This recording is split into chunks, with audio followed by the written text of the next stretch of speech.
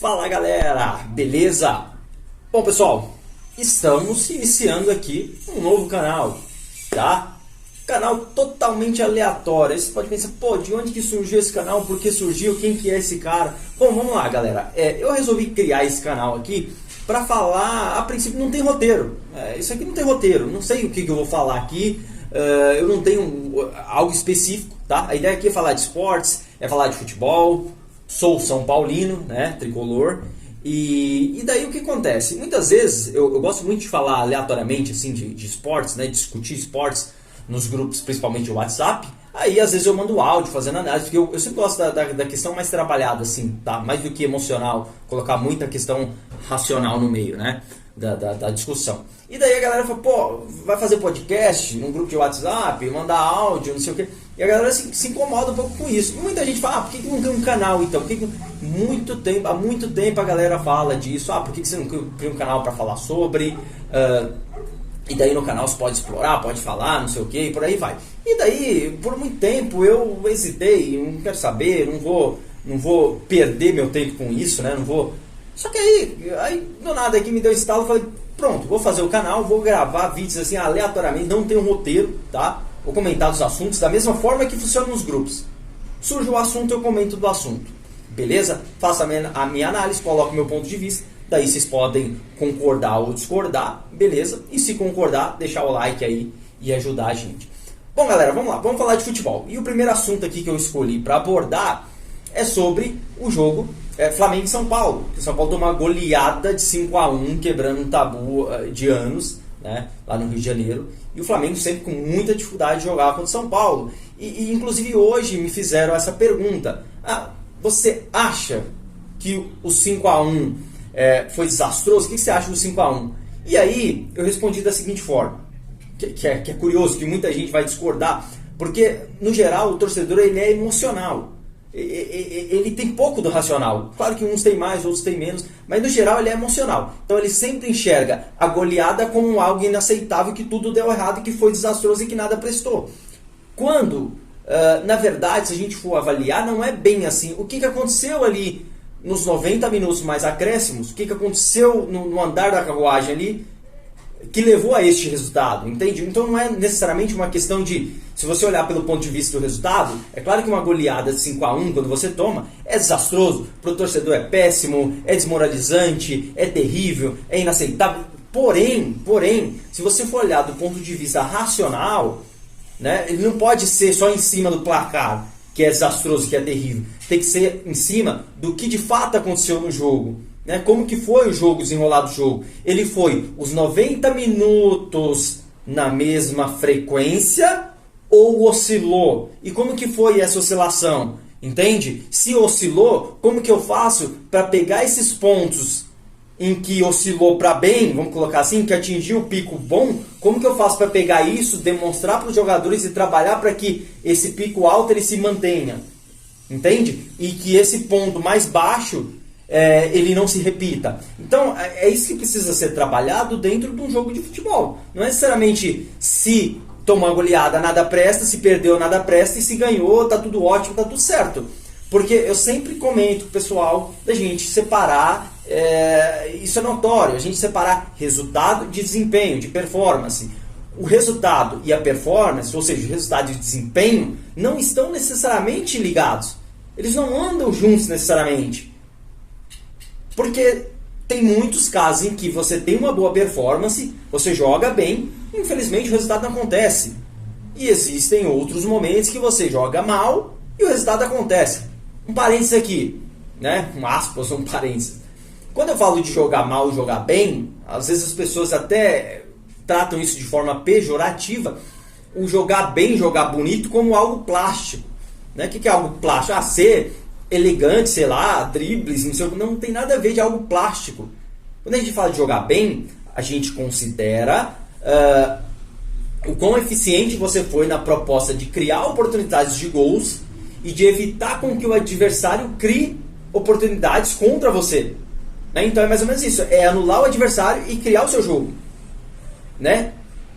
Então esse é o ponto de vista de quando você fala que você desempenhou bem, performou bem, criou as oportunidades E daí a consequência, o aproveitamento.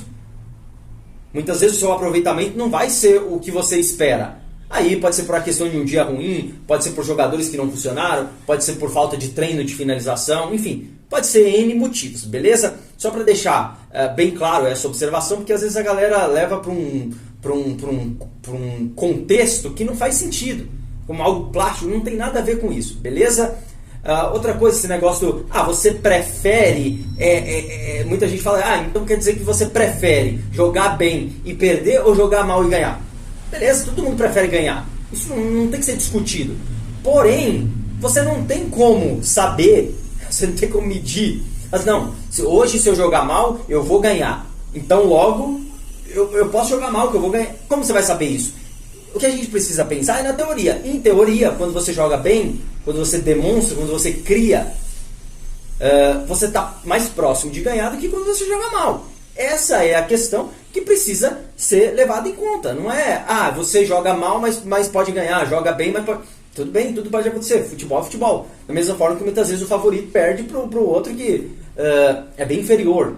Enfim, por aí vai. Porém, o favorito sempre vai ter mais possibilidade de ganhar. Então, esse jogo contra o Flamengo, me perguntaram, o que você achou do jogo contra o Flamengo? Eu não achei desastroso do ponto de vista de desempenho. Se você fazer a leitura do jogo como um todo, os 90 minutos mais acréscimos, a gente pode notar ali um período de tempo que, de fato, o São Paulo desabou emocionalmente. Eu não sei o que aconteceu. Aquele verdadeiro apagão. É igual eu sempre falo, se o Brasil jogasse com aquela Alemanha 10 vezes, ele não ia tomar outro 7-1 daquele. Ele não ia. Aquilo ali foi um contexto muito específico. Se você observar o jogo que o São Paulo vinha fazendo com o Flamengo, ele não era para 5-1, muito pelo contrário, ele era para no máximo um empate, no máximo. Então, eu até comentei no intervalo, né, após o primeiro tempo ali, eu comentei com a galera nos grupos, falei, o São Paulo fez um primeiro tempo muito bom, eu gostei, me surpreendeu, eu gostei muito, e eu que fui crítico de vários jogos do São Paulo brasileiro até agora, eu fui crítico de vários jogos, eu gostei muito do primeiro tempo contra o Flamengo. Flamengo, time poderosíssimo, um time bem, um time que está bem emocionalmente, um time que está na fase boa, um time que trocou de técnico, que está empolgado, aquela empolgação de troca de técnico, falaram que o ambiente está ótimo, que as coisas estão todo mundo feliz, né? Aquele famoso fator novo, quando as coisas, tem um fator novo agora, está todo mundo feliz. Isso está acontecendo no Flamengo. Então, a gente pega um Flamengo embalado, um Flamengo jogando em casa, um Flamengo cheio da confiança. E a gente consegue fazer aquele primeiro tempo ótimo que a gente fez contra eles, sendo o São Paulo um time inferior. Todos concordamos com isso, né? Convenhamos. E daí, vai para o intervalo, óbvio, empate. Tudo equilibrado ali, as coisas em campo. Volta para o segundo tempo, logo no começo do segundo tempo, o São Paulo faz 1-0 com a Arboleda. Escanteio. Ali já foi um alívio, porque, você tem, e um peso enorme também para o Flamengo, porque você tem um histórico, né? O Flamengo tem o tabu contra o São Paulo, e o São Paulo tem além do histórico, tem esse gol a favor ali logo no início do segundo tempo, abrindo 1-0. E eu percebo que a partir dali, óbvio, uma coisa que as pessoas muitas vezes falam é, você recuou.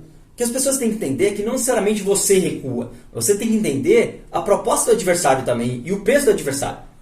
Um jogo de futebol você tem dois times, os dois têm objetivos ali. E é óbvio que o Flamengo perdendo o jogo, ele vai tentar vir para cima. Isso é o natural, isso vai acontecer.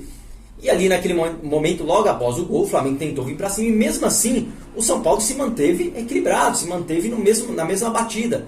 Tanto é que teve algumas jogadas que ele conseguiu sair com qualidade, que ele conseguiu chegar ao gol do Flamengo, né? Que teve só retomando aqui, galera, porque teve um corte. Então ali o São Paulo ele continua na mesma frequência de jogo, na mesma estrutura, mesmo fazendo 1-0. Aí logo depois sai um gol ali, né, num vacilo do Igor Vinícius inicialmente, toma um contra-ataque, e no Miranda que na leitura da jogada ele não percebeu que o Bruno Henrique vinha, ele tentou dominar a bola, não sei se na coxa ou no pé, em vez de tirar de cabeça, e aí o Bruno Henrique domina, felizmente pra gente, no braço, e depois o VAR anula o gol. Até aí tudo bem, aí é um jogo, um gol, sei lá, de jogo, né, que pode... que é normal, acontece. Porém, o que é inadmissível é a forma como toma o empate. Aí sim, aí começa o desastre, o apagão. O gol de empate simboliza o apagão de São Paulo. É muito, muito marcante isso. Sai um escanteio ali, não me lembro a origem do escanteio, e o Flamengo cobra rápido. Só que nessa que o Flamengo cobra rápido, a zaga, não só a zaga, o sistema defensivo de São Paulo, ele está totalmente disperso. Os jogadores estão olhando para o chão, andando, procurando posicionamento, eles não estão atentos no que está acontecendo, onde está a bola. Para eles o Flamengo ia demorar, esperar os zagueiros virem, esperar, ia montar a estrutura, aquele padrão de escanteios, né? Ia montar toda a estrutura para depois cobrar. Não, o Flamengo cobrou rápido, ninguém viu. Se eu não me engano, a exceção ali, quem percebeu foi o Wellington e o Igor Gomes, mais ou menos ainda, que correu. O Igor Gomes estava próximo do Bruno Henrique, correu para trás, saiu da jogada, enfim. Então, ali o São Paulo toma o primeiro gol. Ali de fato simboliza muito o apagão do time. Depois daquilo ali nada funcionou mais. Depois daquilo ali o time se perdeu totalmente. Depois daquilo ali foi padrão Brasil 7-1. Foi padrão Brasil. Então depois o time toma o segundo, que é o golaço do Bruno Henrique. E aí, galera, tem um fator emocional, né? O fator emocional no futebol conta muito. Aí você pega um time que toma um gol bobo desse, já se desestabiliza, como o São Paulo. Nos últimos anos tem sido assim. O time se desestabiliza. E o Flamengo, que consegue fazer o gol, que chega ao gol de virada, então ele tende a crescer no jogo. Ele tende a ter confiança no jogo. A partir daí, foi só o Flamengo. A partir daí, o Flamengo deitou e rolou no jogo. Ele fez o que quis com o jogo. Ele chegava ao gol fácil, ele fazia gol fácil, sem fazer força, naturalmente, com a qualidade que tem. E aí o juiz me dá 9 minutos. Acho que o juiz queria estar presente num 7-1, só pode. Ele deu 9 minutos de acréscimo. Não teve nem um lance assim demorado, não teve nada para 9 minutos. A gente já viu jogos muito piores com o juiz dando 5 minutos de acréscimo. Ele deu 9 no jogo que tá 5-1. Acho que ele queria ver mais pelo menos uns 2 gols ali. Então é complicado, mas assim, resumindo aqui, o ponto que eu quero colocar, que eu sempre coloco, a gente não pode colocar esses, sei lá, 20 minutos, esse período de apagão, de desastre total do São Paulo, que o São Paulo inexistiu e que o Flamengo cresceu muito, dizer que o jogo foi isso, dizer que o jogo todo, o tempo todo foi isso, e por isso perdeu 5-1, porque nada deu certo, porque foi tudo desastroso, porque não tem nada positivo no jogo. Muito pelo contrário, se você for observar o que aconteceu durante o jogo, tem muitos pontos positivos. Claro, nunca é bom você tomar agulhado, nunca é bom, não faz sentido, ninguém está debatendo isso aqui. Porém, analisar o jogo vai te dar muitas perspectivas de momentos bons, como do primeiro tempo, conseguiu neutralizar o Flamengo, conseguiu ser seguro, conseguiu jogar, com um momento desastroso ali. Daí você consegue passar isso para os jogadores e dizer, ó, isso aqui não pode se repetir. Imagina até me lembrou o jogo contra alguns anos atrás, que o Ronaldinho foi tomar água do Senna, a gente tomou um gol na Libertadores e também uma desligada do time. Imagina se isso acontece na Libertadores contra o Palmeiras ou agora contra o Vasco na Copa do Brasil. Então ainda bem que foi num jogo de Campeonato Brasileiro, que para o São Paulo não vale grande coisa assim, porque o time está numa situação terrível, então não estamos disputando título, muito pelo contrário, estamos tentando fugir da zona de rebaixamento. Então é importante que isso tenha ficado de lição. E tem pontos positivos sim nessa goleada. O time não foi 90 minutos desastroso, enfim, tem pontos que pode exaltar e é óbvio corrigir essas falhas, porque esse é o típico erro que não pode acontecer num clube profissional, num esporte de alto rendimento. Beleza? Galera, basicamente é isso o primeiro vídeo e vamos aguardar aí as próximas abordagens. A gente discute outros assuntos em outras circunstâncias. Beleza? Até mais, grande abraço. Curte quem gostou e compartilha.